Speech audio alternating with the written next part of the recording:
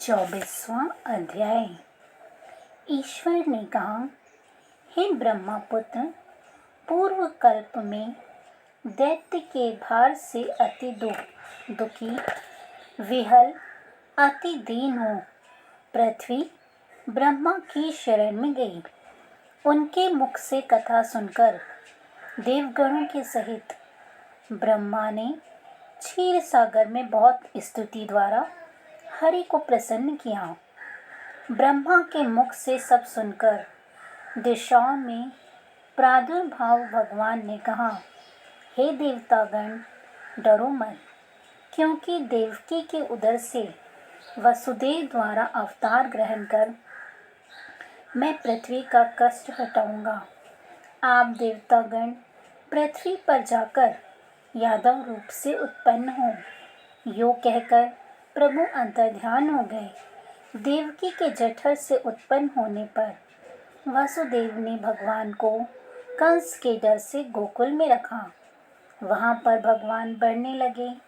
फिर मथुरा में आकर सब गणों सहित कंस का वध कर सादर सब नगर निवासी प्राणी जनों ने प्रार्थना की, हे कृष्ण, हे कृष्ण, हे महायोगिन, हे भक्तों के अभयदाता, देव शरणागत भगवत्सल, आपको हम लोग नमस्कार करते हैं, हमारी रक्षा करो।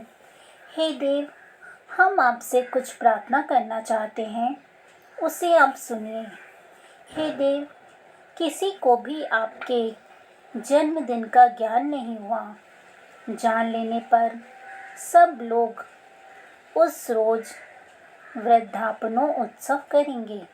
इस प्रकार उसमें उनकी भक्ति, श्रद्धा तथा अपने में आत्मीयता देखकर उन लोगों से केशव ने जन्म दिवस में होने वाले कार्य को कहा। उन्होंने श्रवण कर उसी विधान से व्रत किया। व्रत करने वाले को भगवान ने बहुत वर दिया।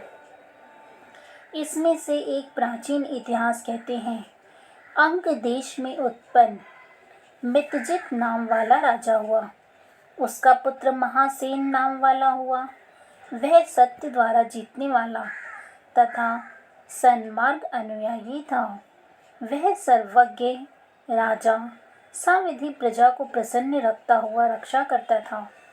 उस समय देव योग से पाखंडियों के साथ बहुत दिनों तक रहन सहन होने से उनके संसर्ग से राजा अधर्म में लग गया। उसने वेद, शास्त्र तथा पुराणों की बहुत निंदा की और वर्णाश्रम धर्म से बहुत द्वेष करता था। हे मुनि सत्तम, यूं बहुत काल बीतने पर काल के वशीभूत हो यमदूत के वश हुआ। पाश बंधन में बांधकर यमदूतों ने यम के समीप लाकर दुष्ट संगति योग से उसे बहुत पीड़ा तथा ताड़ना दी। फिर नरक में गिरकर बहुत काल तक यातना दी। भोग कर अवशिष्ट पाप द्वारा वह पिशाच योनि में गया। भूख प्यास से दुखी हो मारवाड़ देश में घूमता हुआ किसी वैश्य के शरीर में प्रवेश कर उसी के साथ पुण्य देने वाली मथुरापुरी को गया।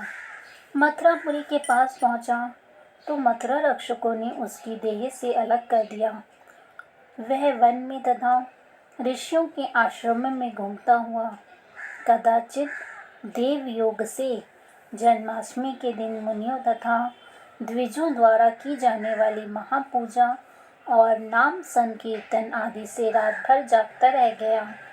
सविधि सब कामों को देखकर हरि कथा सुनी, जिससे उसी क्षण ही निष्पाप, पवित्र और स्वच्छ चित्त हो गया।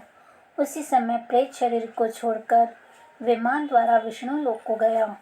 यमदूतों से त्यक्त हो दिव्य भोग समन्वित हो गया। इस व्रत के प्रभाव से विष्णु के सानिध्य से मुक्ति फल प्राप्त किया।